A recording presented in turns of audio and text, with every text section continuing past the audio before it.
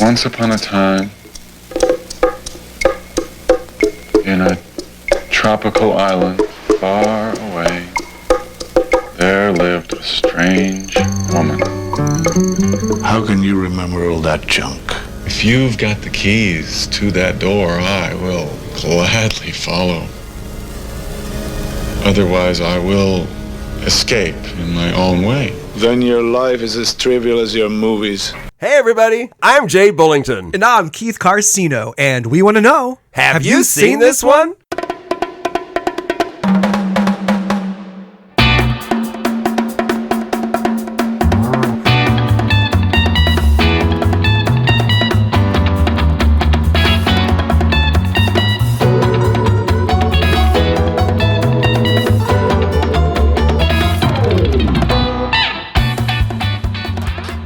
It's almost March, and that's my Super Bowl month. James, you too. Our Super Bowl is the Oscars. It's award show season. Is that why? Yes. Yeah. We're in it, and we're coming up on another the big form one. of March Madness. Absolutely, that's our March Madness, right, James? Fair. And we're back, everybody. Welcome back to HYSTO, episode number 243. I'm Jay Bullington. I'm Keith Carcino. And we got our good buddy James Huddleson with us today. James, welcome. Thank you for having me again. I'm really looking forward to the discussion of this movie. Oh yeah, I am too. I really am. But before we do that, let's talk about what's new, what's been entertaining us. James, I have a feeling that some of the things that you talk about are going to be on my list also, because we're both getting ready for the awards, the Oscars. So James, what's been entertaining you lately? I saw with my sister Lisa, we watched Song Sung Blue. Yes, on Peacock. That's on my list. Yes, Neil Diamond. Yes, it's Neil Diamond music. Oh, okay. Yeah, it's not a biography. Biopic. No, it's not a biopic. No, Hugh Jackman does not play Neil Diamond. He plays a singer who sings Neil Diamond songs. Okay, like a cover artist. Okay, and Kate Hudson also sings the songs also. Oh, cool. Really well. I think the last time I heard her sing was in 9. I think that's the last time I heard her She sing. was so good in that. She was. I think she probably was besides her and Marianne Cotillard, I think those two are my favorite performances of almost everybody else in that movie was miscast.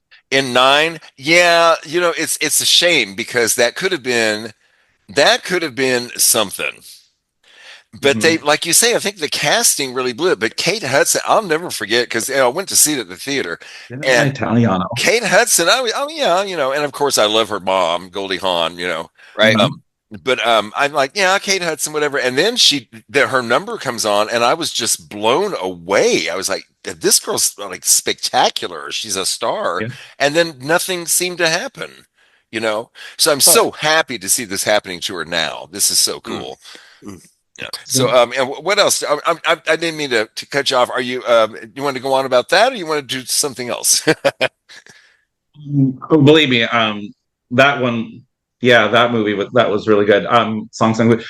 I always say that whatever misgivings one may have about the movie, though, I think she was, the best thing about that. Uh-huh. And then I also saw Begonia.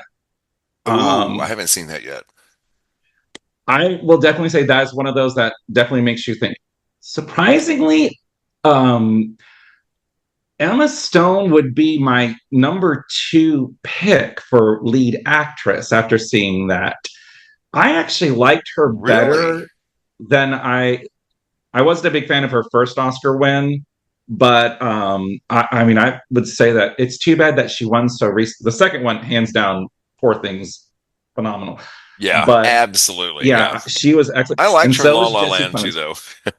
Yeah. Oh, it's a weird thing with me with that. I was so hoping for Isabelle Huppert that year, but I understand that. And so I saw those two, and then I also recently rewatched the movie that we're going to be discussing. Oh, absolutely. So, well, Keith, what's new with you? What's been entertaining you? Besides, okay, dude, you gotta talk about the incredible trip that you just went on. Yeah, I mean, I kind of I went over it last time, but there was one thing I left out. It was kind of the worst part of it all. Uh-oh. Very What was first it? night. So we spent the first few days in Chile at Santiago, and then Uh-huh. we finished in Buenos Aires, which was a cool little bookend to our 10-day Patagonia adventure.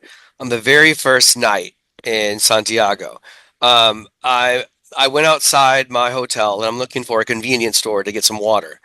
And I have my phone in my hand, and this motorcycle comes by and snatches my phone. Oh no, Keith. Oh, It just, I mean, everything. My whole life is we spent Oh the my whole God. next day canceling my local and international services, my banks, Oh, local and internet. my It was God. the biggest mess. It was What a just nightmare. that's a nightmare. I It can't on the imagine anything except for somebody getting hurt. I Right. can't imagine anything worse than It was just terrible. It was Oh man. I still cringe. I don't even like thinking or talking about it, but And this is how your trip started? it started night Oh, one. what a- oh, yeah, what a- and Ugh. I had like all the plans on the trip, all the a whole new reservations form and of things were all identity. set up. We You're live right. on our phone. Yeah. We do. Luckily, we have a friend that lives in Santiago, and we met up with her the next day or 2 days later, Uh-huh. and she was so sweet. She like met me at this like the like Mac store. She helped me restore my phone and get a new one, and I'll set it all up. And so she was a life. And then she took us on through like a whole Santiago tour of the Oh, entire that's city, and it nice. was wonderful. Oh. Other than that, it was a wonderful trip. Again, we spent 10 days in a camper van, had the best time. I highly recommend it. Such a beautiful part of the world. Dude, that video you posted of where Carissa would wave her hand across the screen. and you Oh would get yeah, it was a fade to a different play. It was fade to the next gorgeous. scene. It was It a was cool so way of like. fun to watch. Oh my God. I think Liza saw it on a TikTok or something. He's like, we got to recreate this Oh, for it, like, yes. to It's showcase so the good. different places that we went on the trip. It was really neat. Yeah, it turned out really nice. There are a couple of movies I want to talk about. One Yeah. that I keep hearing a lot about it. It's from 2020. It's called Anything for Jackson. Have you seen this one? No. It's about this like elderly couple whose grandson dies, and they want to, and they like they will do anything to bring him back. Uh-huh. So they find this old ancient spell book to try to bring the Oh, dead no. grandson Okay. back. And you can guess what happens after this. I really like this one. This one had some creepy moments, and thought it was done pretty well. Acting was great. Again, it was like a great horror movie. If you have some time to sit back and watch this one, I would recommend Anything for Jackson. It was a really good one. Anything for Jackson. Sounds Anything like for- a version of the story, The Monkey's Paw. Do y'all remember The Monkey's Oh Paw? yeah. Oh yeah. I don't. That sounds familiar. Monkey's where Paw? the monkey, you make a wish and the monkey. Oh, right, right. They wish, Uh-huh. they wish And for then the the- sun to come back. And then but they then wish for he's the a sun rotting back, but- corpse. Yeah, it's just kind of be Uh-huh. careful what you wish for and that kind of Yeah, thing. So yeah. It is There, exactly. there has Be been careful what you so wish for. many versions of that in movie. That's a very, Keith and I. right. Keith, you know how we love these anthology movies. Yes, we do. That's Absolutely. a story they use a lot in anthology Uh-huh. and the Uh-huh, monkey's right. paw. They use that Yeah. a lot in those. Yeah, yeah. That's cool though. Okay. Yeah. There's one more I want to talk about. It's called Dangerous Animals from 2025. It's a shark movie. Have you seen this one? No, you and your shark movies. I love shark movies. I love shark. This one was really cool. This guy is like obsessed with sharks, and he kidnaps people. Yeah, And- imagine somebody obsessed with sharks. Yeah, go ahead. He kidnaps people and ties them into the bottom of his boat, takes them out into the middle of the sea, and he feeds them to Feeds sharks. them to sharks. Yeah. Okay. Oh my God. That's Okay. pretty much new. the whole That's a new story one. right there. That's a Is new this one on movie- me. Is it with Jay Courtney? It's with. Hold on one second. Yes, yeah. I've heard about that. He is a great villain. He does a great villain job. He has this like Australian accent. And then the two other leads, the girl and the boy, are extremely attractive. Both of them are like tens, and to see them, they had real good on-screen chemistry. But Jay Courtney, he plays a wonderful, a bad guy in this one here too. You kind of like just want, you want to Australian. see him go down. He is Australian. Yeah. Okay, that makes sense. I would recommend this one too, but again, if you like shark movies like I do, I think this one is right up your boat. We got to Or, tell Erin about that one. She'll want to see that. Oh, right. Yeah. I'll have to recommend that one to her. She for just sure. got a great Jaws tattoo. Oh my God, it's so Oh, cool. really? Yes. Oh, cool. You know the drawing that Quint does on the chalkboard? The big it's the shark head with the body, the little stick man and the mouth. She's got that tattooed on her arm now. Awesome. So what a great it idea. looks so good. Yeah. Good. So I need so to fun. ask her to see that next time. That's cool. It's really cool. How about you, Jay? What have you been watching, or what's been entertaining you? Okay, well, one thing I got to talk about, Elena and I went to see, it's called Epic, Elvis Presley in Concert. Okay. And Baz Luhrmann, who directed the movie Elvis with Austin, Austin, whatever, what's his name? Austin. Butler. Thank you, Austin Butler. He directed that, but this is a documentary, and he took all this footage of Elvis Presley, and it's almost completely all from the 70s when he was looking really hot and looking, and it's Elvis in his own words telling his life story while you're seeing clips of concerts, and it was absolutely fascinating. Really, I mean, you really just fall in love with this guy. He really was a kind person, he really was, I think. And this is a really great window into his life during this time. Is really fascinating. Also, it was really fun because we went to see at the Alamo and they had a dance party, so you could stand. Everybody was standing up and dancing and clapping. Nice, cool. It was really fun. That was fun. Okay, next I want to talk about 3 movies, each one featuring a fabulous actress. Okay, they're all okay. First of all, I got to talk about Song Sung Blue, Kate Hudson. Oh my God, James. Oh God. Kate Hudson, I just fell in love with her all over again in this movie. She's so joyous, and then when she's sad, oh my God, she breaks your heart. It's just she's so okay. Another actress who is incredible, Rose Byrne. James, you know what I'm talking about. Yeah, he's my number one. In If I Had Legs, I'd Kick You. That's the name of the movie. Okay, let me tell you something, and I saved this for till now, James. Okay, one of the most incredible performances I've ever seen. I mean, this woman killed in this movie. Wow. That's a statement. But am I ever going to watch this movie again? Never. No. I will Why never. not? It's one of the most stressful movies stressful. I've ever watched in my life. I gotta see this. This is on my list of movies to watch. Oh, yeah. My God. And everybody around her, you just want to strangle them. They're such assholes. And then her too sometimes. It's like, girl, what are you doing? But she's on the edge. She is on the edge. This is a character that is like so on the edge. She does a brilliant job in this movie. James, I think we're on the same page on this. We both really want her to win the Oscar for this. It'd be just amazing. Her and Kate Hudson are both nominated. Tomorrow for SAG. Yep. Ooh. Oh, I can't wait. The SAG. Nice. Actors Wars now. Yes. Can't wait. Okay. One more movie featuring an actress that I absolutely love. I went to see Scream 7. It just opened, and Neve Campbell. Yes, I love her so much. Oh my God. She's back. And let me tell you something. This movie, if you're a Scream fan, this movie does not disappoint. It is fun. Okay. The kills are like, what? How did you think of that? Okay. All right. The kills are, I mean, a couple of them are like, wow, they really went over the top, gory and like crazy on this. There are some really fun little if you're a fan of the movies, there are some jokes in here that you're definitely going to get. They're really fun. Okay. It was a blast. It was so much fun watching this movie. So I'm very happy that Neve Campbell's back. She wasn't in the last movie because they wouldn't pay her what she was worth. Hello, she's the star of the series. I can't just and they wouldn't ante up, and she's like, you know what? And I think she did the right thing. And Courtney Cox says that, and Courtney Cox has a line in the movie that basically references that. It's hilarious. It's really funny, and people in the audience, everybody in the audience knew it. That we were all laughing. It was a fun audience too. It was really good.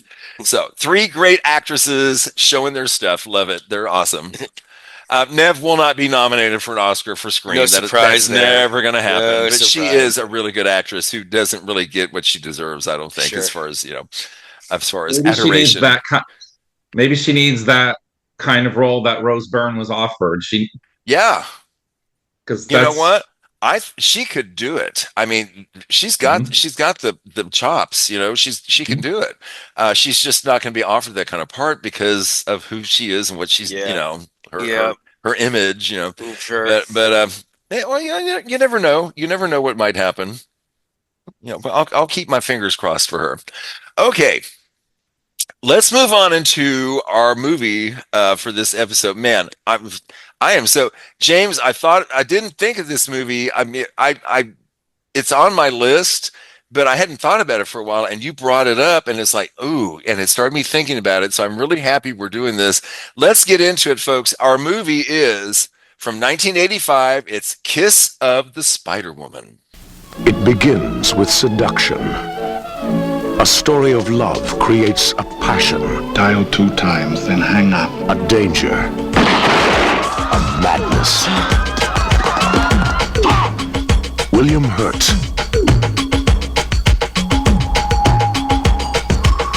Raul Julia, Sonia Braga. Kiss of the Spiderwoman. From 1985, Kiss of the Spiderwoman, directed by Hector Babenco, starring, oh my God, look at this cast. William Hurt, Raul Julia, and Sonia Braga. I mean, I've been talking about actresses on this episode. Sonia Braga, man, she kills it in this. Brief summary. A gay man and a political prisoner are together. They're stuck together in a prison.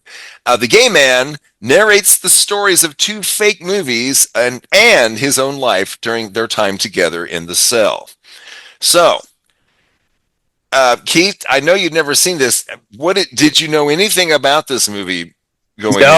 No, I was expecting a horror movie about like a reverse kind of Spider-Man thing where the woman gets bit or kissed by a spider, and she has and she goes on this rampage seducing men. But it's not that at all. I knew the title was going to throw you off completely. I love it. It threw me off immediately. In fact, I had to look it up, and they're like, why was it called that? And then once I realized the reason why, I was like, oh, that is awesome. What a great title, actually. Yeah. Good stuff. Yeah. Nick walked in with zero understanding of what I was getting into. So, which is how I like it most of the time. I like it. No expectations whatsoever. Yeah. Mm-hmm. So, James, what's your history with this movie? The first time I saw this movie, I saw it, but it kind of faded away after a while. I mean, I think it was more than a couple of decades since I've seen the movie. This movie is 40 years old. Yeah. I know. Oh, right. It's crazy. Yeah. Yeah. And then I saw, and then afterwards I went with a friend of mine. We went to go see the 2025 version. And with Jennifer Lopez. Yeah. Oh. I love that. Oh. I wish y'all could have seen James' expression. That says everything you need to know. Okay. Gotcha. You could save it for another thing, but it was, what they tried to do in the 2025 version was kind of like try to put that 1993 movie musical into that into on screen. Mm-hmm. I'll go ahead. To me, that if you're going to do that kind of thing, you need somebody that has that kind of like being able to hoof it up. Do you know what I mean by that? Like the way that like a Cheetah Rivera or a Vanessa Williams, like how they're able to do that on Broadway. Oh, Vanessa like Williams, that kind of stuff for that, like to have that charisma. And I don't, I'm fine with J-Lo, but she's very packaged, and I don't know if that kind of thing really comes. I think packaged is a good way to put it. Yeah. Mm-hmm. That's my thing. I like Jennifer Lopez. I like her. I think she has a great sense of humor about herself. I really do. I think she's really she's got the tongue in cheek thing. She's got it, that little twinkle in her eye. But I don't think she was a good choice. And I have to be honest, I have not seen it. And I'm not, every time I see a clip from it, I'm like, it looks like a TV movie version of it or something to me. I don't know. There's something about the whole production that just doesn't attract me at all.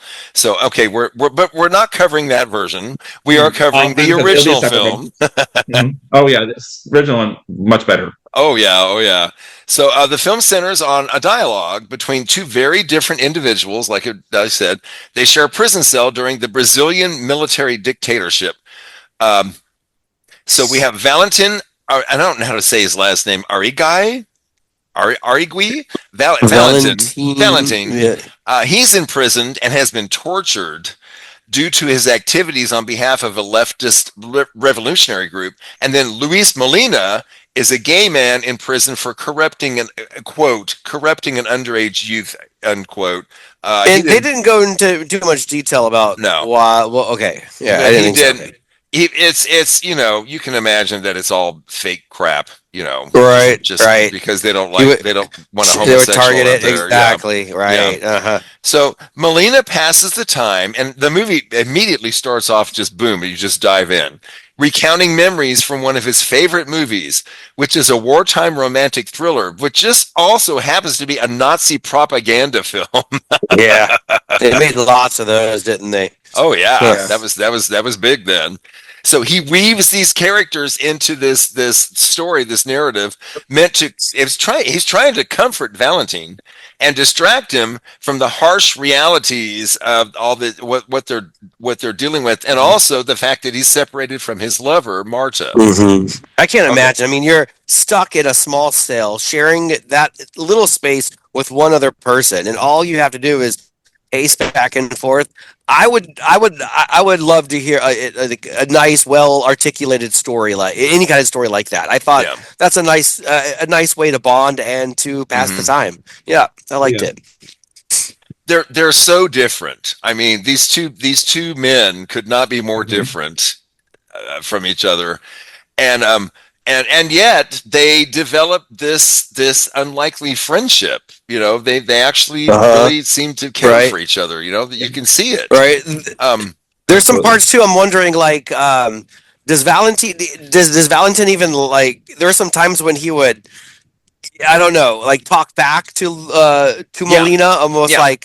He occasionally snaps at him over his shallow views, and so I'm wondering, you're not deep enough. You don't think enough about this stuff. And he's like, I don't want to think about it. It's painful. But he kept wanting him to go on, though. I think he deep down really enjoyed the storytelling theme that he was enjoying. Yeah. Okay, and go ahead, James.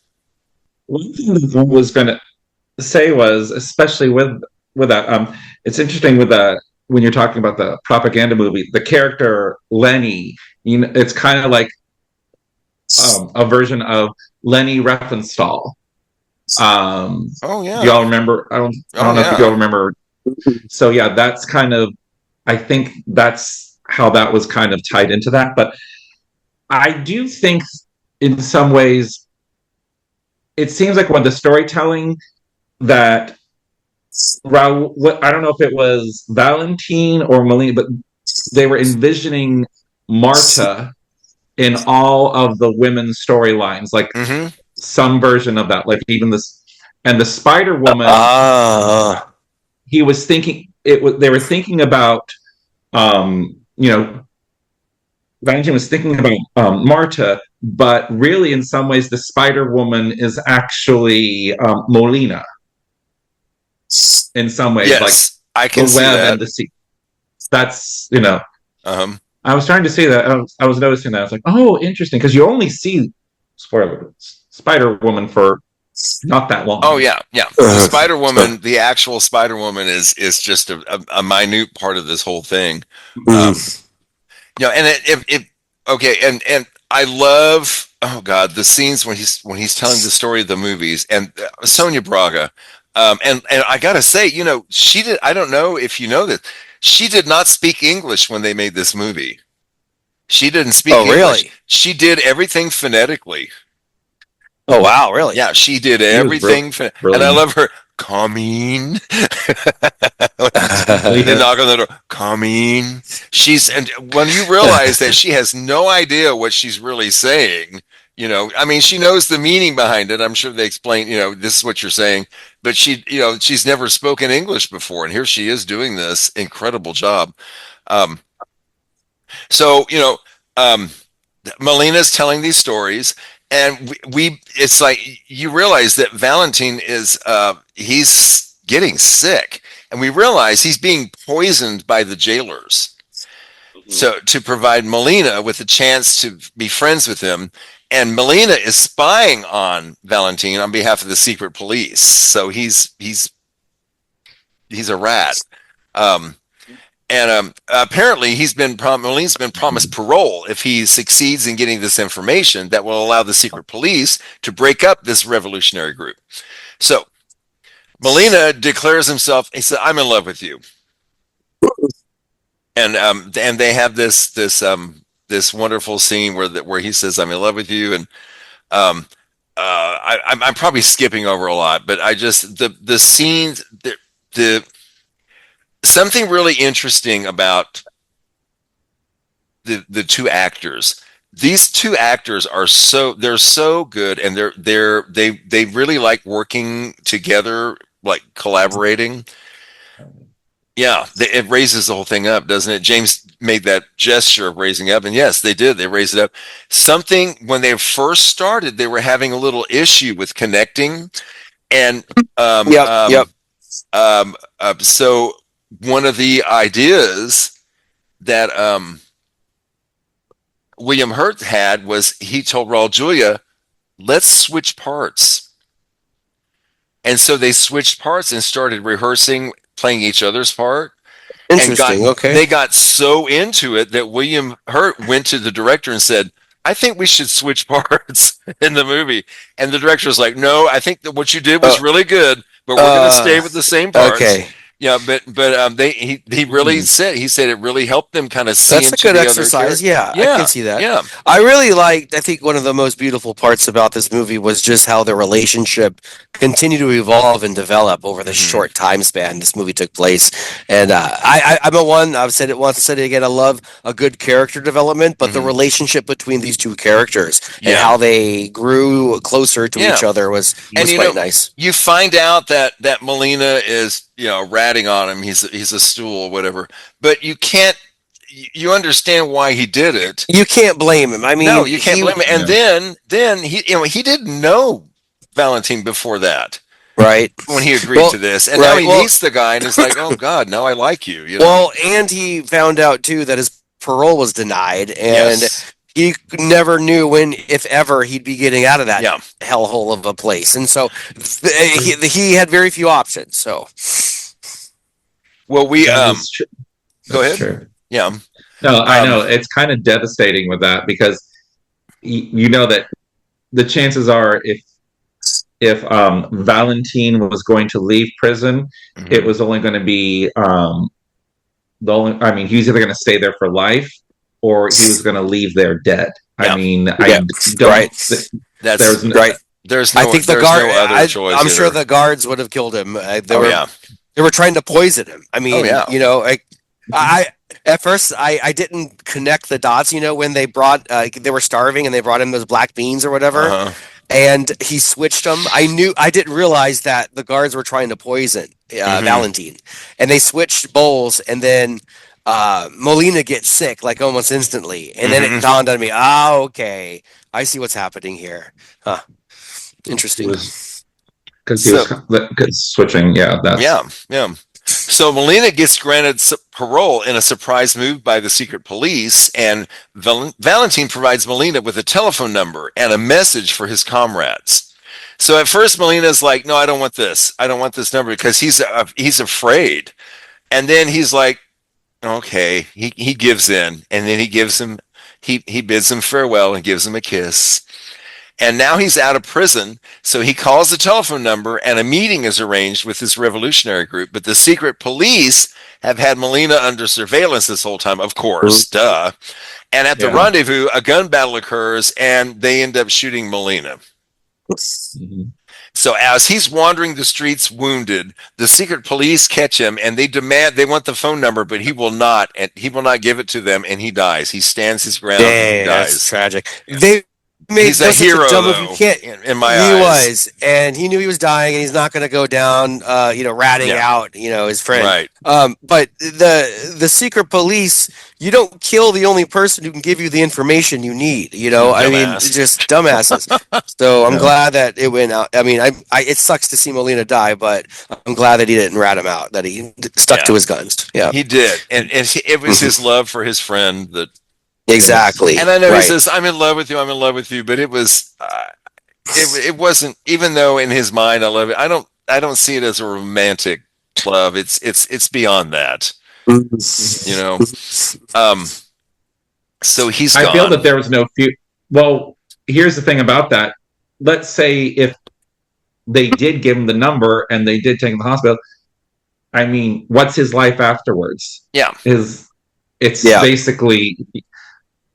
Right. Yeah. I feel like that was the best, terrible to say on this, but that was the best thing, for him to do is, I agree. He died a hero for that. Yeah. I agree. So in the prison, Valentin's being treated after being tortured, and this a rather sympathetic doctor risks his job by giving him morphine to help him sleep.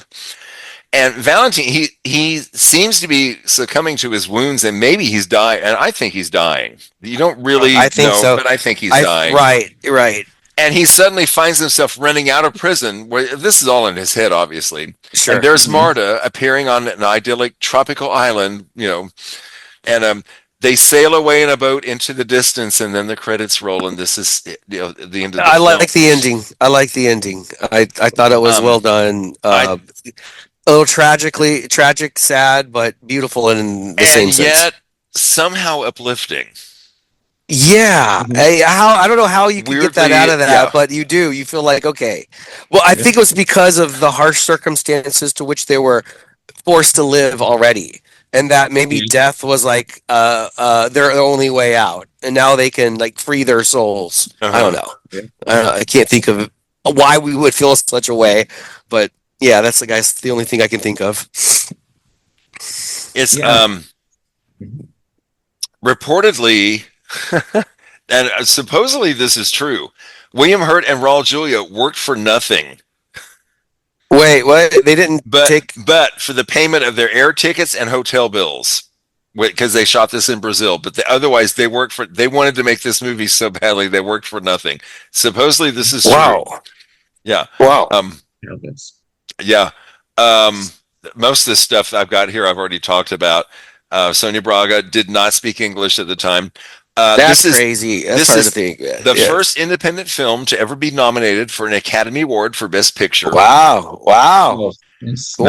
And so exciting that William Hurt won the Oscar for this movie, the first actor to win an Oscar for playing an openly gay character in a film. Awesome. It was awesome. It was amazing. This is in 1985 when this film was 85. made. Yeah. And boy, that was just incredible. To see him get up there and win that award was just so thrilling. It was just so amazing. Now, William Hurt is straight. Is he a straight man in real life? Oh, yeah. Yes. Yeah, very. Yeah. Oh, well. Yeah. Wow. Hey, even more props to him. I know. There's been no openly gay men. Not yet. For that. But I would say with William Hurt, that's probably out of all the nominated roles that he's had, I do think that that's the one that he deserved the Oscar. I looked at his competition that year. Yeah, I looked at his competition that year. It's hard to Who else was I got it.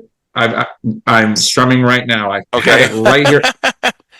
So yeah, if you wanted to do the art of distraction right there on that, I'm very curious.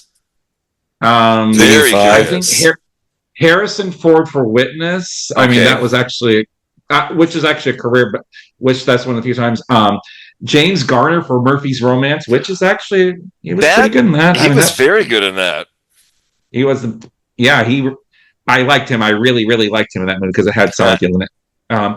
Jack Nicholson, Pritzi's Honor. That was a good one. Pity that Kathleen Turner wasn't nominated, and John Voight for Runaway Train. I forgot that he got nominated for that. That's a really good roundup there. But I'm so glad. I think William deserved to win. I really do. There was room for Raul Julia that year also. Yeah, for that. It's a shame he wasn't. His role.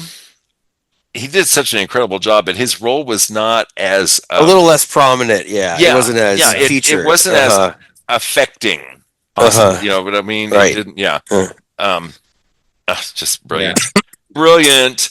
I like to always share critics' responses. We've got Sarah Vincent from Sarah Vincent Views. She says, at the time, this movie was considered progressive, but 40 years later, it is difficult to watch, though impossible to forget how it moved the needle forward. I agree that it moved the needle forward. Maybe it's just me, but I don't find it difficult to watch.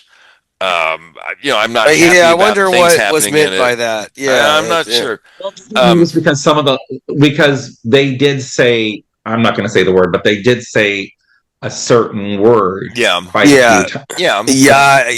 know exactly what you mean by that. Yeah, it's a little. Yeah. Maybe that's the unsettling part. It kind of makes your spine tingle a little bit. That's part. Yeah, that's part of the. That's the truth of it. You know, you'd be the lying if you didn't use that word.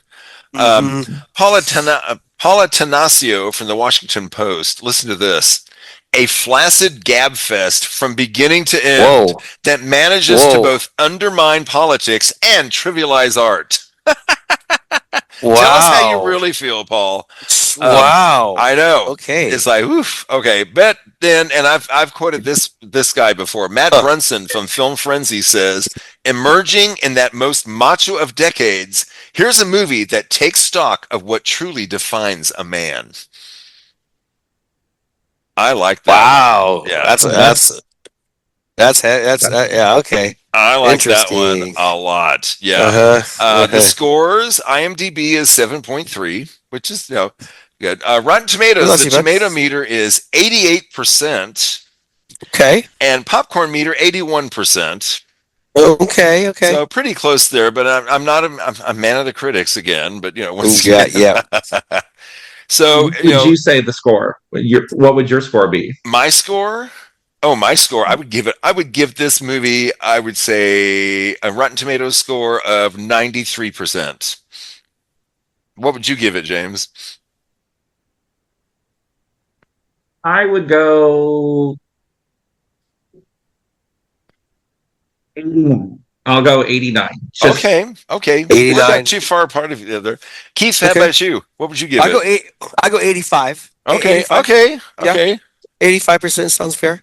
So is it safe to say, because I know James would, but is it safe to say, Keith, that you would recommend this movie? Oh yeah. This is one that what was it? 2 hours? I felt it went fast. Yeah, it really goes by, and it was really heavy on the dialogue. There was a lot of dialogue scenes, but it was just so tastefully written, and again, it was intelligent. It really was written, right, and it was cool to see kind of how fantasy and reality kind of intertwined together, and the building of the relationship between the two. It's heartwarming yet heart-wrenching at the same time. It was a beautiful movie, and I would recommend it for sure. I'm so glad.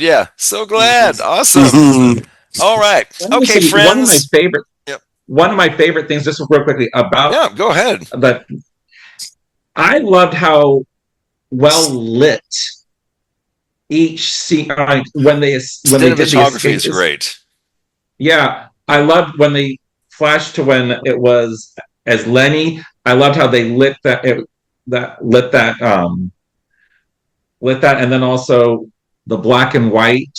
It went to that also with the Spider-Woman, and also in the dream sequences. I also love and especially the way that how they lit it when it was Marta, just the scenes, just when they were just in the apartment. I mean, I loved how that was. I mean, believe me, now that I'm thinking about it, it's almost inching towards a 90 for me. It's like There you go. Okay. Okay. Yeah. Oh, Great. This one's high on I my can't list, recommend. man. Yeah, this is so good.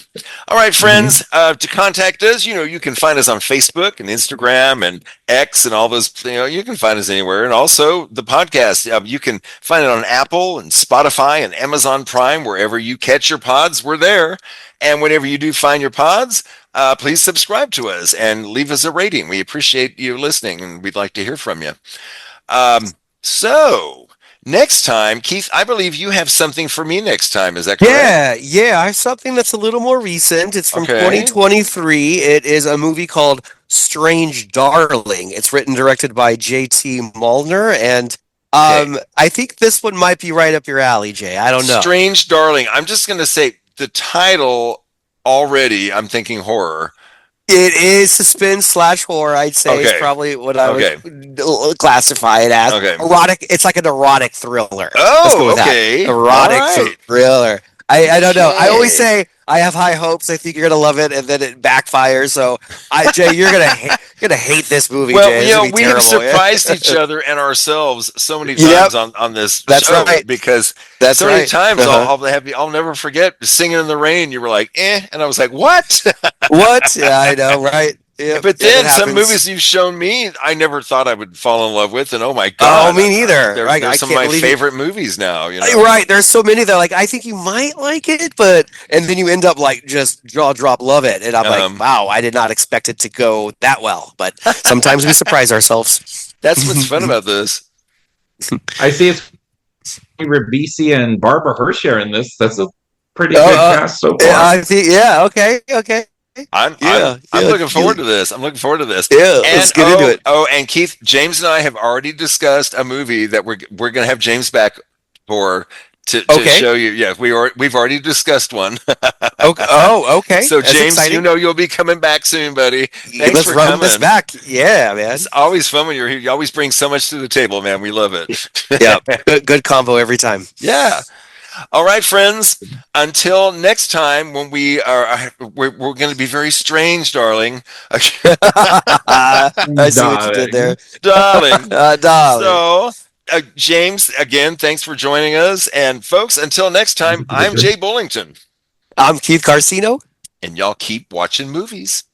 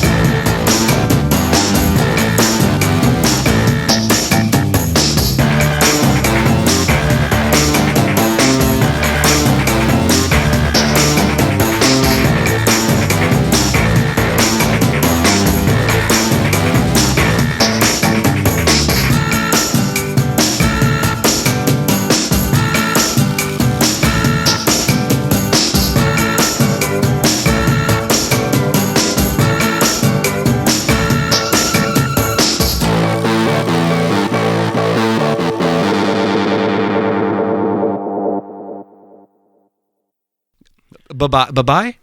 Okay. Bye-bye. Okay.